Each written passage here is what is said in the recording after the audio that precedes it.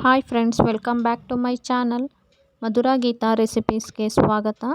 Friends, ಇಂದಿನ ವಿಡಿಯೋದಲ್ಲಿ ಕೊಬ್ಬರಿ ಮಿಠಾಯಿ ಅಥವಾ ಕೋಕೋನಟ್ ಬರ್ಫಿ ಸ್ವೀಟ್ ರೆಸಿಪಿನ ಸಿಂಪಲ್ಲಾಗಿ ಈಸಿಯಾಗಿ ನಾವು ಮನೆಯಲ್ಲೇ ಯಾವ ರೀತಿ ಮಾಡ್ಕೋಬೋದು ಎಂದು ತಿಳಿಸ್ಕೊಡ್ತಾ ಇದ್ದೀನಿ.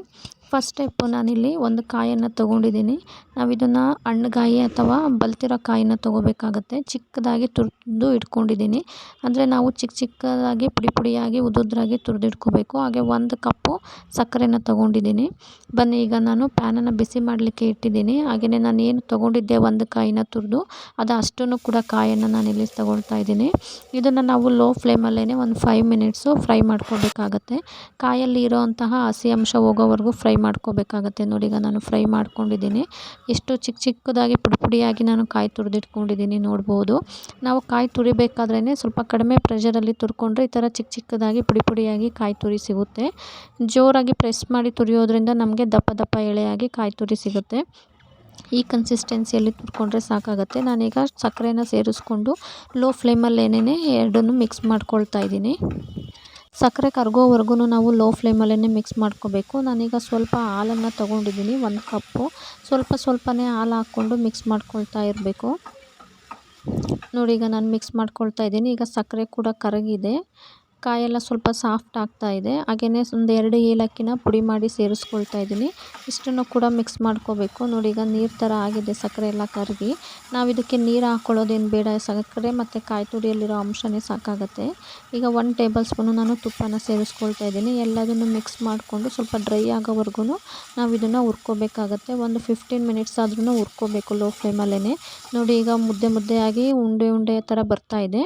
ಈಗ ರೆಡಿ ಆಗಿದೆ. ನಾನು ಒಂದು ಪ್ಲೇಟ್ಗೆ ತುಪ್ಪನ ಸವರ್ಬಿಟ್ಟು ಅದಕ್ಕೆ ನಾನು ಏನು ರೆಡಿ ಮಾಡ್ಕೊಂಡಿದ್ದೀನಿ ಬರ್ಫಿನ, ಅದನ್ನು ಸೇರಿಸ್ಕೊಳ್ತಾ ಇದ್ದೀನಿ. ನೋಡಿ, ಈ ರೀತಿ ಸೆಟ್ ಮಾಡಿ ಇಟ್ಕೊಂಡಿದ್ದೀನಿ ಒಂದು ಪ್ಲೇಟ್ಗೆ.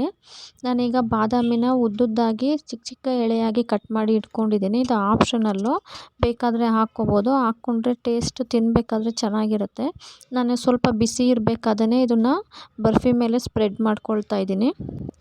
ಕೊಬ್ಬರಿ ಜೊತೆ ಇದು ಅಂಟ್ಕೊಳ್ಳುತ್ತೆ. ಇದನ್ನು ಒಂದು 20 ಮಿನಿಟ್ಸ್ ನಾನೀಗ ತಣ್ಣಗಾಗಲಿಕ್ಕೆ ಇಟ್ಕೊಳ್ತಾ ಇದ್ದೀನಿ. ಆನಂತರ ನಾವಿಲ್ಲಿ ಯಾವ ಶೇಪಲ್ಲಿ ಬೇಕು ಆ ರೀತಿ ನಾವು ಕಟ್ ಮಾಡ್ಕೋಬೋದು. ನೋಡಿ, ಈಗ 20 ಮಿನಿಟ್ಸ್ ಆಗಿದೆ. ನಾವೇನು ಸೆಟ್ ಮಾಡಿ ಇಟ್ಕೊಂಡಿದ್ದೆ ಅದು ಎಲ್ಲ ಆರಿ ತಣ್ಣಗಾಗಿದೆ. ಹಾಗೆಯೇ ನಾನು ಹಾಕ್ಕೊಂಡಂತಹ ಬಾದಾಮಿ ಪುಡಿ ಕೂಡ ಅಂಟ್ಕೊಂಡಿದೆ.